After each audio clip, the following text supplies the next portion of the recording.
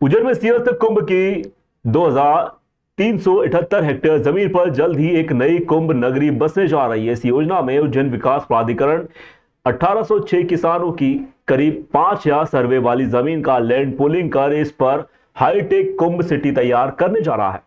इस योजना के तहत स्थायी बड़ी इंटरकनेक्टेड चौड़ी सड़कें, अंडरग्राउंड लाइट्स, अस्पताल, स्कूल, खूबसूरत चौराहे, सड़कों पर डिवाइडर सहित अंतर्राष्ट्रीय स्तर की सुविधा वाला नया शहर आकार लेगा।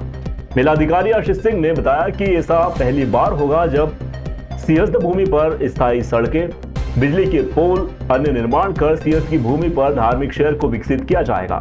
दावा किया जा रहा है कि ये मध्य प्रदेश की पहली ऐसी योजना होगी इसमें इतने बड़े स्तर पर कार्य योजना बनकर एक नया शहर विकसित किया जाएगा। इस योजना में करीब 5000 करोड़ रुपए खर्च आने का अनुमान बताया जा रहा है। किसान सरकार की लैंड पूलिंग योजना का कई दिनों से विरोध भी कर रहे हैं।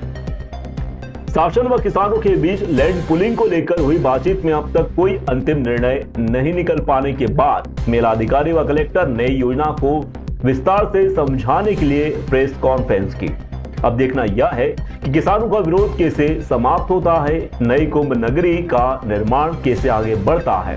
देखिए, सिंहस्थ मेला क्षेत्र में स्थायी अधोसंरचना निर्माण की एक योजना शासन के द्वारा लाई गई है और इसकी आवश्यकता क्यों है ये सब हम लोगों ने देखा है कि पुराने जितने भी मेले हुए हैं उनमें अस्थायी जब अधोसंरचना बनाई जाती है उसमें सीवर की किस तरीके से समस्याएं रहती हैं, नदी में और दूसरी जगहों पर सीवर फैला जो मिलता है, पानी की पूरे समय किल्लत रहती है, जरा सी बारिश होती है, आपदा आती है तो सारी की सारी जो रोड और मेला जो है वो पूरा अस्त व्यस्त हो जाता है।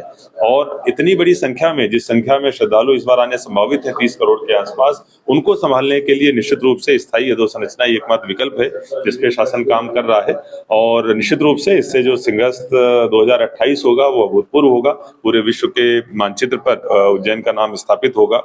लेकिन इसके साथ साथ जो मेले को तो फायदा होगा ही, जो किसान हैं जहां जिनकी जमीनें वहां पर आ रही हैं उनको भी बहुत फायदा इस पूरी योजना का मिलने वाला है। तो लैंड पूलिंग से ये स्कीम लाई जा रही है, उसमें 50% जमीन किसानों की वापस की जाएगी, उसी जगह पर वापस की जाएगी। और इसके साथ साथ जो वहां पर इंफ्रास्ट्रक्चर डेवलप किया जा रहा है, खासतौर पर जो रोड का नेटवर्क बनाया जा रहा है, उसका परिणाम ये होगा कि प्रत्येक किसान की जमीन 18 मीटर जैसी चौड़ी रोड के किनारे होगी।